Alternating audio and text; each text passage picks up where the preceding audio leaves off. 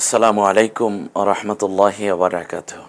আলহামদুলিল্লাহ ওয়াসসালাতু ওয়াসসালামু আলা রাসূলিল্লাহ সাল্লাল্লাহু আলাইহি ওয়াসাল্লাম ওয়া আলা আলিহি ওয়া আসহাবিহি আজমাইন ওয়াল্লাযীনা তাবাউহুম বিইহসানিন ইলা ইয়াউমিদ্দিন।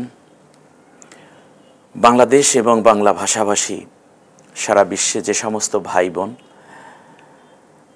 মাহে রমজানের সিয়াম সাধনায় নিজেদেরকে গভীরভাবে লিপ্ত রেখে কোরআন নাজিলের মাসেই কোরআন শিক্ষায় নিজেদেরকে লিপ্ত রেখে আমাদের সাথী এ পর্যন্ত থেকেছেন, সকলকে আন্তরিক মোবারকবাদ জানাচ্ছি।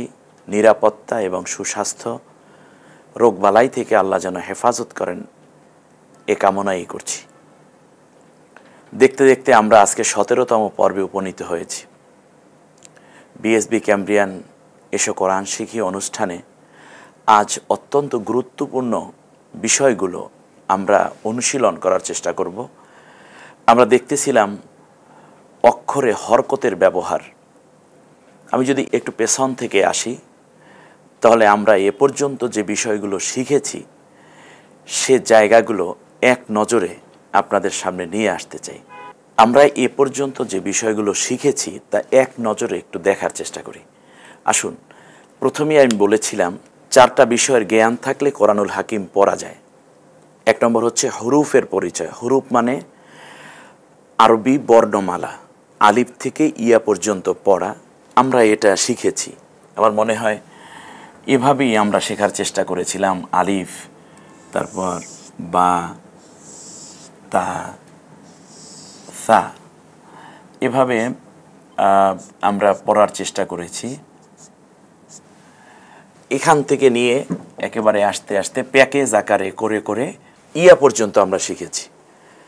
আলিফ, বা, তা, সা, হা, জিম, খ, এভাবে অনেকগুলো পর্ব আমি আপনাদের সামনে উপস্থাপন করেছি এবং একটা পরীক্ষাও নিয়েছি, এবং পরীক্ষায় আপনারা অংশগ্রহণ দূর থেকে হলেও করেছেন এবং বুঝতে পেরেছেন।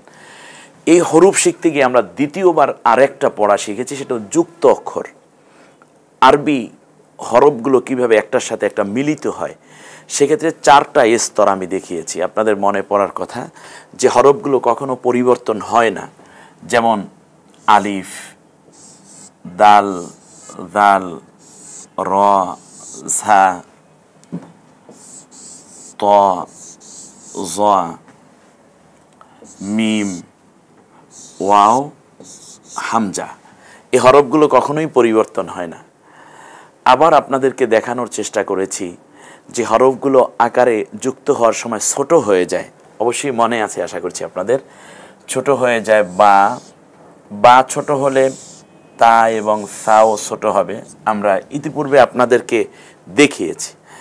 এরপরে ছোট হয় হলো নুন, নুনটা যুক্ত হওয়ার সময় ছোট হয়ে যায়। এরপর যুক্ত ইয়া, এটা ছোট হয়। এরপরে আপনাদেরকে দেখানোর চেষ্টা করেছিলাম যে যে হরফটা আমরা খুব বেশি গুরুত্বের সাথে পড়ার চেষ্টা করি তার মধ্যে একটি হলো কাফ। এটার মাঝখানে শুধু এসটুকু থাকে, এটা বড় হয়েই অন্য হরফের সাথে মিশে যায়। আরেকটি হচ্ছে লাম, আরেকটি হচ্ছে গোল হা। এটা যুক্ত হওয়ার সময় এভাবে হয়, মাঝখানে থাকলে এভাবে হয়, এবং শেষবারে যখন আমরা এই হরফটাকে আনব তখন এভাবে হবে। লামটা সামনের দিকে মিশে, আলিফটা মিশে না, এভাবে একটা জায়গা আমরা গিয়েছি। এটার উপরে অনেকভাবে অনেকগুলো পড়া আপনাদের সামনে আমি উপস্থাপন করার চেষ্টা করেছি, যাতে করে আপনারা ভুলে না যান। এটার উপরে একটা মূল্যায়ন আপনাদেরকে দেওয়ার সুযোগ আমি দিয়েছিলাম, আপনারা তাতেও অনেক ভালো করেছেন, এই বিশ্বাস আমার আছে। চতুর্থ আমরা যে বিষয়টা দেখিয়েছি, যুক্ত হরফ এর চতুর্থ স্তর যেটা, সেটা হচ্ছে নিচের অংশ পড়ে যায় যেই হরফগুলোর যুক্ত হওয়ার সময়। তার মধ্যে প্রথমে হচ্ছে হা, তারপরে জিম, তারপরে খ, এরপরে সিন, সদ, দদ, এরপরে আইন। কালো মাথা হরফের নাম কি যেন ছিল, মনে আছে আপনাদের? গইন। এরপরে হচ্ছে ফা, কফ, ফা এর উপরে 1 নুক্তা, কফের উপরে 2 নুক্তা, তারপরে লাম। এই হরফগুলো আমি আপনাদেরকে বোঝানোর চেষ্টা করেছিলাম যে এগুলো নিচের অংশ পড়ে যায় স্বাভাবিকভাবে। এরপরে যে বিষয়টা আপনাদেরকে আমি দেখিয়েছি সেটা হচ্ছে একক। একক হচ্ছে হরফের উচ্চারণ করতে গিয়ে, আরবি হরফ বাংলায় লিখতে গিয়ে প্রথম যেই অক্ষরটা পড়ে বাংলার, ওটাই হলো ওই আরবি অক্ষরের একক। সেক্ষেত্রে আলিফের একক অ, বায়ের একক ব, তায়ের একক ত। আরবি উচ্চারণটা যতবার, যেমন আইন, গইন, হ্যাঁ, এই যতগুলোই আপনি বাংলায় লিখে যতগুলোই অক্ষর আপনি ব্যবহার করেন না কেন, আরবি ওই অক্ষরে যখন জের জবর পেশ হবে তখন প্রথম অক্ষরটা বেইস ধরি আমরা একক নির্ণয় করে তাতে হারাকাতের ব্যবহার করি। এরপরে আপনাদেরকে শিখিয়েছি হারাকাত। হারাকাত হলো তিনটা: জের, জবর, পেশ। জের থাকে অক্ষরের নিচে, এটা রস্যিকারের কাজ করে। জবর থাকে অক্ষরের উপরে, আকারের কাজ করে। পেশ থাকে অক্ষরের উপরে, এটা রস্যুকারের কাজ করে। তাহলে তিনটা কার, একটা হলো একার, আর একটা আকার, আর একটা উকার। এই তিন কার মিলি জের জবর পেশ। এরপরে আমরা বারবার দেখানোর চেষ্টা করছি, যেমন এই অক্ষরটার সিন, মিম, আইন, আপনি যখনই হরকত আসবে অর্থাৎ জের জবর পেশ আসবে, জজম কিংবা তাসদিদ আসবে, তখন অন্য কিচ্ছু চিন্তা করবেন না, ওই অক্ষরের এককটা ধরেই আপনি হরকতটা লাগাবেন। এটা হচ্ছে পড়ার একেবারে জিস্ট কথা। তাহলে এখানে সিন, সিনের একক কি হবে? স হবে, কারণ সিন লিখতে গিয়ে স লাগে, সাথে সাথেই কিন্তু বুঝটা তৈরি হয়ে যায়। তা সকে যদি আকার দিই তাহলে হবে সা, মকে রস্যিকার দিলে মি, রকে রস্যুকার দিলে ও, সা মি ও। এভাবে আপনাদেরকে গত ক্লাস পর্যন্ত আমরা নিয়েছি। আজকে একটি নতুন পড়া দেখতে হবে, সেটা হচ্ছে আকারের ক্ষেত্রে একটা জায়গায় শুধু আমরা আপনাদেরকে নিয়ে অনুশীলন করব, এটা যে কিভাবে 8টা হরফ এরকম যার উপরে জবর হলেও আকার উচ্চারিত না হয়ে একক থেকে যায়, এটাকে হরুফে মুস্তালিয়া বলে। আমরা নামের দিকে না গিয়ে সরাসরি আমরা দেখতে চাই। এখানে এরকম হরফ হলো 8টি, আমি আগেই বলেছি, খ, স, দ, ত, জ, গইন, কফ, র, এই 8টা হরফ। তো আমরা এখানে জের জবর পেশের যেমন একটা চর্চা করছি, শিখতার পাশাপাশি আমরা জানার চেষ্টা করছি এই হরফগুলো যখন খ আসে, খ জের হলে খি হবে, পেশ হলে খু হবে, কিন্তু যখন জবর হবে তখন এটাকে খা না বলে আমরা খই বলবো, একটু সুন্দর উচ্চারণের জন্য সহি উচ্চারণ। কেউ যদি খা বলে তাতে তার কিন্তু নামাজ হয়ে যাবে না, মানে লাহানে জলি হওয়ার হবে না, লাহানে খফিতা নামাজ হয়ে যাবে, কিন্তু সৌন্দর্যটা কমে গেল। আমি চাচ্ছি এই বিষয়টুকুও যেন ঘাটতি না থাকে। তাহলে এই হরফটা হলো খ, এটা হলো ল, এটা হলো দ। আমরা খকে আকার দিয়ে খা না বলে খই রাখলাম, লকে রস্যিকার, দকে রস্যুকার, খ লি দু। পরেরটা হলো খ সি রু, পরেরটা হলো খ তি মু।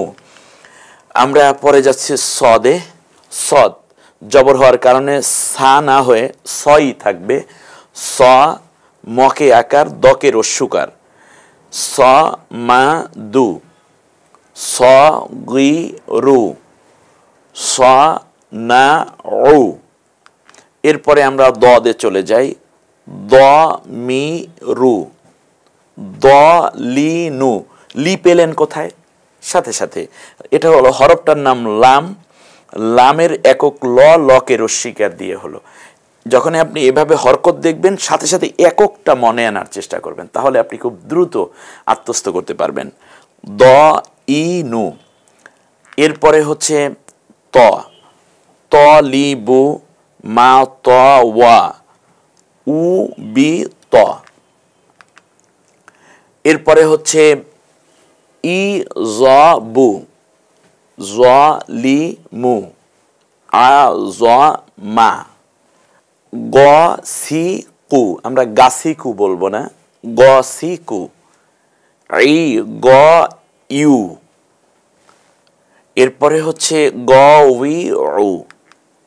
এগুলো আরো সামনে অনেক পড়া আসবে, যেহেতু একটু দেখুন, কফ, কফ দিয়ে কামারু না হয়ে হবে কমারু। এই কাফটাকে জবর দিলে কা না হয়ে কই থেকে যায়, ক র আ ফারি ক মা রু। এরপরে হচ্ছে র, যেমন র কি বু, নু সি র, র হি মা হু। আমরা একটু নিজে নিজে চেষ্টা করি, তার আগে এটা কবিরা গুনাহ জেনে নেই। গীবত করা, কারো পেছনে দোষ বলে বেড়ানো, এটা গীবত। মানুষের কত ভালো দিক আছে, আমরা ভালো আলোচনাই করতে চাই না, শুধু দোষটুকু নিয়ে আমরা চর্চা করি, এটা বাদ দিতে হবে। এই গীবত হচ্ছে আসাধ্য মিনা জিনা, জেনার চেয়েও জঘন্য। একজন ভালো মানুষের দোষ বলে বেড়াচ্ছেন আপনি, অথচ রাসূল সাল্লাল্লাহু আলাইহি ওয়াসাল্লামের কাছে বলা হলো, রাসূল ওই দোষটা যদি তার ভেতরে থাকে, আল্লাহ নবী বললেন তাহলেই তো গীবত। আর যদি না থাকে, বানিয়ে বানিয়ে তার দোষ যদি তুমি অপপ্রচার করো, সেটাকে বলা হয় বহতান। তো গীবত যদি হয় জেনার চেয়েও জঘন্য, বহতানটা কীরকম? গীবতের ব্যাপারে আল্লাহ তাআলা বলেছেন, আইয়ুহিব্বু আহাদুকুম আইয়াকুলা লাহমা আখি মাইতা ফাকারিহতুম। তোমরা কি তোমাদের মরা ভাইয়ের গোশত খাওয়া পছন্দ করো? একজনের গীবত করাকে আজ থেকে আপনি তেমনই অপছন্দ করুন। গীবত করা কবিরা গুনাহ। এরপরে আমরা চলে আসছি একেবারে সোজা আবার সেই চর্চা। অ আছে, আমরা আ বানাবো। এই আলিফকে আ বানাতে হলে কি করতে হবে? এটা জবর দিতে হবে। এরপরে এটা ম, এটা ম, এখন মামা বানাতে হবে। মকে আকার দিলে মা হবে, এটাই মা হবে, মামা। এরপর স আছে, সা বানাতে হবে। ম আছে, মি বানাতে হবে। র আছে, রু বানাতে হবে। অর্থাৎ এখানে বাংলা উচ্চারণ লেখা আছে, আপনি আরবিতে হরকত ব্যবহার করতে হবে। তাহলে আকার দিতে হলে কি যেন দিতে হবে? জবর মানে আকার, এটা আরবি আকার। এরপরে মি বানান, তারপর রকে রস্যুকার দেন, সামিরু, সাটা নরম আওয়াজে উচ্চারিত হয়। এরপরে নানু বানান, একটা নকে আকার দেন, পরের নটাকে রস্যুকার দেন। রস্যুকার মানে তো পেশ, আরবি পেশকে। এরপরে হচ্ছে ই বানান, আলিফকে জের দিলে ই হয়। এরপরে হচ্ছে দাদি বানান, এটা হলো দ, এটা দ। তাহলে এখানে প্রথম দকে আকার দেন, পরের দকে কি দিলে দি হবে? একটা রস্যিকার দিলে দি হবে। রস্যিকার মানে জের। এভাবেই পড়াটা। এরপরে নিজামি, নকে রস্যিকার দেন, জকে আকার দেন, কারণ হলো জানা হয়ে জয়ই থেকে যাবে, মকে রস্যিকার দেন। এরপরে কাকা, প্রথম ককে আকার দেন, পরের কাকে আকার দেন। এই ছোট্ট বাচ্চারা এইগুলো নিয়ে খুব অভ্যস্ত হয়ে ওঠে, লিখতে খুব পছন্দ করে। উ বানান, এটাকে পেশ দিলে উ হয়ে যাবে, তার কারণ এটা পানি জাতীয় ওই অক্ষর, যা ওই পেশের মতো হয়ে যায়, জবরের মতো হয়ে যায়, জেরের মতো, ই আ উ এর মতো। আলিফ সেই রকম হরফ, সে আর নিজের অস্তিত্বটা ধরে রাখতে পারে না। এইটা দ, এটা দ। তা দাদু লিখতে আমরা কি বলি? তা প্রথম দকে আপনি আকার দেন দা, পরের দকে পেশ দেন দু, দাদু, ব্যাস। তো আমাদের এই পড়াটা একটু খেয়াল রাখতে হবে, উপর থেকে পড়ে আসবো, কারণ একটার সাথে একটার আরবি যেহেতু ডান দিক থেকে লেখা হয়, পড়া হয়, আর বাংলা বাম দিক থেকে, এই জন্য আমরা এভাবে লিখতে বাধ্য হয়েছি। উপর থেকে পড়ে নিচের দিকে আসবেন, তাহলে শব্দ তৈরি হবে। যেমন কি, কি, তারপরে তকে আকার দিতে হবে, তা। এরপরে হলো লাম, একক হলো ল, লটাকে রস্যুকার দিতে হবে না? রস্যুকার কিসের কাজ করে? পেশ রস্যুকারের কাজ করে। এরপরে নানি, হরকত লাগিয়ে শব্দ তৈরি করতে হবে। এখন তার আগে একটা কবিরা গুনাহ, মুসলমানদের গোপনীয় বিষয় অনুসন্ধান করা এবং তা শত্রুর কাছে ফাঁস করে দেয়া, এটা করবেন না, এটা কবিরা গুনাহ। মুসলিম সৈনিক, মুসলিম রাষ্ট্র, মুসলিম দেশ, মুসলিম অর্থনীতি, মুসলিম গবেষণাগারের তথ্য ফাঁস করা, কিংবা মুসলিমদের ঐক্যের মধ্যে কোনো মৌলিক বিষয় থাকলে সেটাকে বিজাতীয় অথবা শত্রুদের কাছে প্রকাশ করে দিয়ে তাদেরকে, মুসলিমদেরকে পরাস্ত করার জন্য রাস্তা উন্মুক্ত করে দেয়া।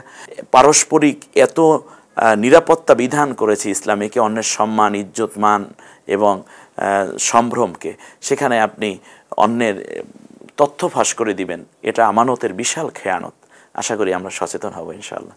আসুন আমরা পরেরটাই দেখি। এইবার কিন্তু আপনাদের কাজ, খুব ঠান্ডা মাথায় কথা নিতে হবে। নকে আকার দিবেন, ন এখানে আছে, সকে রস্যিকার দিবেন, সি বানাতে হবে, রকে রস্যুকার দিয়ে টোটাল নাসিরু বানাতে হবে। কি মজার পড়া! আসুন, না সি রু, এটা বহুত প্র্যাকটিস করার সুযোগ আছে, এবং আপনারা যদি চান তাহলে বই থেকে করতে পারেন, অথবা আমাদের পেজগুলো যে দেয়া আছে ফেসবুক পেজে ক্যামব্রিয়ানের, আশা করি সেখান থেকে নিতে পারবেন। খ লি দু, খ খলিদু।